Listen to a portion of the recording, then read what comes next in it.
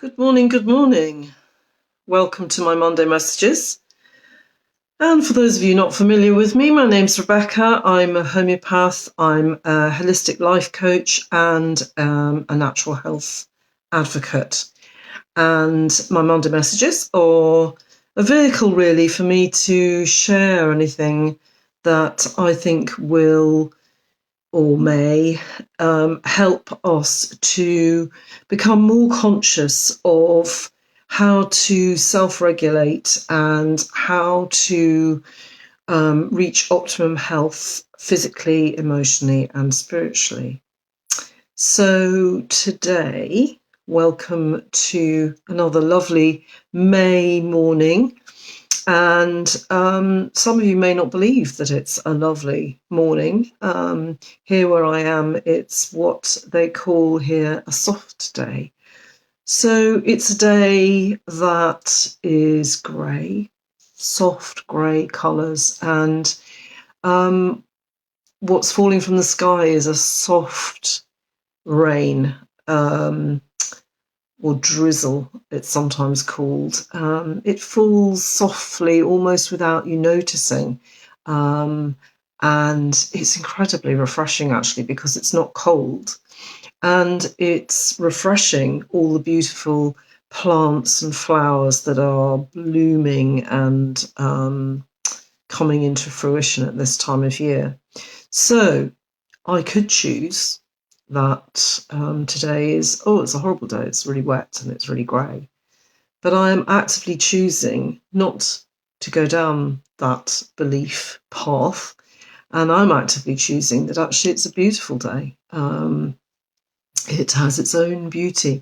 And actually yesterday it was quite similar, and I went for a walk in the forest and I got all the way up into the mountains and realised that I had forgotten to bring a coat. And I had things like waterproof trousers and things like that, but no coat. And so I thought, okay, well, what's the worst that can happen? I'll get wet. But here I am in this beautiful surroundings, and actually it's rather lovely to feel that soft rain on my face and on my head and on my body. So I continued with my walk, and I really enjoyed it. And I actually didn't get that wet because I was under the trees. So why am I talking about this? It's because really I'm doing a lot of work at the moment. Lovely work actually with clients and with students of mine on my business fulfillment course around beliefs and all the kind of beliefs and values as well, the stories that we tell ourselves, either about ourselves or about the world in general, about certain situations, and how those beliefs really are what run all the decision making that we do, all the behaviour that we do, the actions that we take, and also, most importantly, how we feel about things, the way that our mind triggers us to feel emotionally. And obviously we have thousands, millions of beliefs, and we're making new ones every single day of our lives because it's just how our minds work. And the point is that these beliefs can be really empowering, or they can be disempowering. And a lot of the older beliefs that we might be carrying, the ones that were set up when we were children perhaps, are kind of out of date a lot of the time, or they feel that they need to come into being much more than they actually need to be in our current adult lives. So excuse me, I hope that makes a little bit of sense to you. But really starting to become conscious of our beliefs and how they're working for us is a really key component to self-regulation, to understanding ourselves, and to changing our minds. And thinking about that got me thinking too, okay, what are the beliefs that we may be carrying around health and illness generally. And obviously we've got thousands, and this morning's video is not, I'm not even going to attempt to go into any of them really, because this is not the place to do that, although I might very well write a blog. I can feel a few things coming to me now. But what I wanted to focus on was three main beliefs that I think a lot of people have. One of them is around the time that it can take to change our minds. And when I'm referring to that, I'm talking about changing things like beliefs. The things that we believe are part of who we are, of part of what make us, Rebecca or Mary or whoever, the things that we kind of take for granted because they've been around such a long time, the beliefs that that we believe utterly are true, and where they were set up and how they're working for us is something that it would be really, really helpful to actually look at. One of those beliefs, I think, is around how long it can take for us to feel differently. So when we believe that part of how we feel about something is part of who we are, then often there is a belief that it's immovable, that it's unchangeable, that we cannot let go of whatever that feeling is. And that's one thing I wanted to encourage you to look at, whether that is something that you believe. How long do you believe it can take to heal emotional pain, for example? Do you believe that it takes years of weekly visits to a therapist, maybe? Or do you believe that it's a matter of months? Or do you believe that it's a few weeks, days, or could it even be just a few hours or even a few minutes? What do you believe about that time scale? How has it worked for you so far? And what might it be stopping you from investigating, trying? Sampling, if you like. So that was one belief. And the second belief is, what I said already, actually, that there are certain aspects of the way that we work emotionally that are just who we are. And they're not for changing. And that if we change the way we feel about things, then that means we're not us anymore. And I would encourage you again to look at, to actually drill down at those things and ask yourself, well, is that true? Is this feeling that may be stopping me from doing something, is that something that I have taken on at some stage from somebody else? Or is it something that I don't know where it came from, but actually it's not really helping me now? In which case, then it can be changed. And the other belief was, what was it that I wrote down? That we need to take something external. We need to put something external into us in order to achieve health. That's a belief. And and in all these circumstances, all these beliefs, they can be empowering in some ways, and they can be disempowering in others. So it's not necessarily a straightforward thing. But I wanted to talk about the time aspect in particular, and actually the belief that we can't change certain things too, because in the work that I do, particularly with QTT work, actually, quantum thinking technology, bit of a mouthful, under review. So watch this space for a possible change of name. And all the methods that I use with clients to help talk to the subconscious mind, because these beliefs and various other perspectives on the world are all logged in our subconscious mind, and our subconscious mind often gets ignored, even though it runs 80-90%, some people believe, of all our behaviour and all our decision making and our choices and our feelings in life.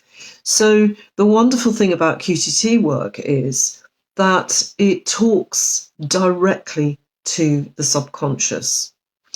And once you do that, you're talking to the right person, the right aspect of us. And through very, very careful methods and techniques, we are able to allow the subconscious to let go of those beliefs or let go of the hold that they have and what's triggering them. And most importantly, the feelings that are attached to certain events or actions. And because that's often what's stopping us from doing these things.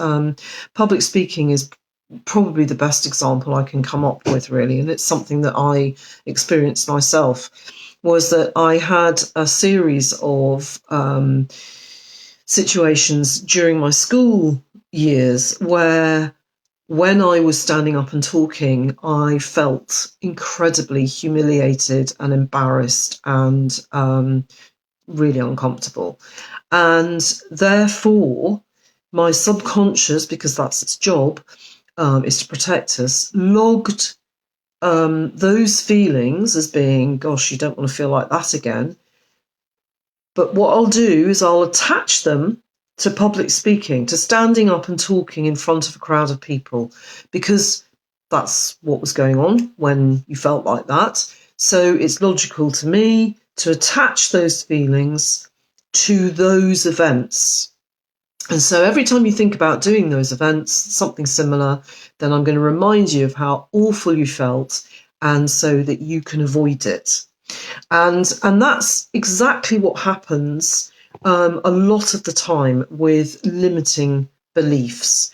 And actually, negotiating my way through school and all of those kind of things, it works really well. I managed to stay quite quiet and silent and below the radar for a long time, and it kept me from feeling those feelings again. So in a way, it worked beautifully until I came to become an adult, and I needed to take a job where I had to do that. It was part of my job, and then it became a problem. So what got me over those feelings, was actually QTT work. Homeopathy helped to a degree. It helped me to manage those the necessity to do that, but it didn't totally take away the feelings that I had.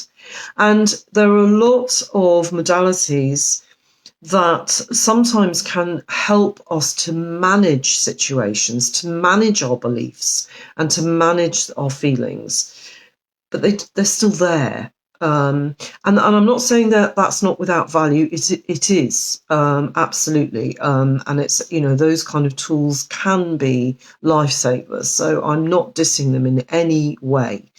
I'm also, though, just inviting you to loosen up any belief that you might have, that you could actually change those feelings for good in a matter of a couple of hours. And I know that because that's what happened to me, and it's what happens to my clients on a regular basis. I had 2 lovely bits of feedback last week, actually. Most powerful one from a lady who wrote to me spontaneously, actually, just sent me an email just saying, do you know what, Rebecca? I expected to come for those sessions and be given a really good set of tools to help me cope better with the incredible feelings of overwhelm that she was experiencing, that were really disabling her and keeping her stuck. And she fully expected that doing the QTT sessions would enable her to manage that much better than she had been. What she wasn't prepared for was that, as she said, it's not that I have a tool now that enables me to cope better. I just don't feel the feelings anymore. I just don't feel the need to have a tool to cope with that particular thing anymore. And she's obviously really, really pleased about that. And it's opened all sorts of doors for her. And those are the kind of things that I witness all the time, that we can't change what's happened to us in the past, and we often don't want to completely let go of beliefs that we may have around anything, actually. And there's always positives and negatives in beliefs. I really believe that. And once we recognise the positives, then we can actually see where those positives can be really appropriate and where they actually tip into the opposite and become negatives, for lack of a better description. So what I wanted to encourage this week, my message, if you like, is to have a look at any beliefs that you might be carrying around, oh, that can't possibly work. I'm sorry, but, it takes years to change that kind of stuff. That's been there for, as long as I can remember. It's part of who I am, and it's not something that you can change in, a matter of hours. Because I'm here to tell you that if you want to, and if you feel, or we feel together, that it is something that's keeping you stuck or keeping you feeling not how you want to feel, then you can. You absolutely can. If you want to look further at this kind of work, you can look at the work of Dr. Joe Dispenza. Some of you may have already heard of him. He's wonderful, wonderful guy who is making it his business to actually back up this kind of work with hard scientific evidence, studies that are measuring the way that people's minds work, both before doing the work that he does and afterwards, and also how that affects physical health as well. So he has witnessed hundreds of cases of quite debilitating physical illness going once the mind has changed. They're integrally linked, and it can work the other way around too. And that's the work that I've witnessed with homeopathy in particular. It's all one. So and it doesn't matter where you come into it, but it doesn't have to take years and years and years necessarily. And it doesn't have to be really hard work either. So those are all just beliefs. And if those beliefs are keeping you from trying things that you haven't tried before, it's very often people with chronic illness come to homeopaths, for example, saying, oh, I've tried everything. I've tried absolutely everything. And when we really look at what they have tried, there's an equally long list of things that they haven't actually tried at all because of some kind of belief that says, oh, that doesn't work, or that can't possibly work, or the claims are too incredible for me to be able to believe that it might work for me. So I'm not necessarily saying that you all need to come for QTT work or for homeopathy. Not at all. I'm just inviting you to have a good look at your beliefs. And thank you for the thumbs up. And particularly around health and dis-ease. And see which are the big beliefs that might be running your choices in healthcare, and how are they working for you? Do they need a review? Do they need an audit? And what could you believe instead if you believe that they might be holding you back? What could you believe instead that would actually help you better? And if you are interested in doing any QTT work, looking at those beliefs, just loosening things up a bit and allowing you to feel that you can thrive in any way, and that you have so many tools available to you. If that's something that would interest you, then do get in touch. You can click the link with this video to find out more information, or you can book a clarity call with me. It's free, and you can just ask me any very specific questions about your own beliefs, your own healthcare, and see if you think we're a good match. So that was my message today. I'm wishing you a beautiful week, and have a look at those beliefs and get familiar with the ones that are making you feel really empowered and vital and healthy and full of choices. And also, don't be afraid to have a look at the beliefs that might be holding you back from feeling that. Okay, thank you so much for joining me. And if you're joining me on the replay, thank you again. And do put your comments or questions in the thread below. Thank you. Take care.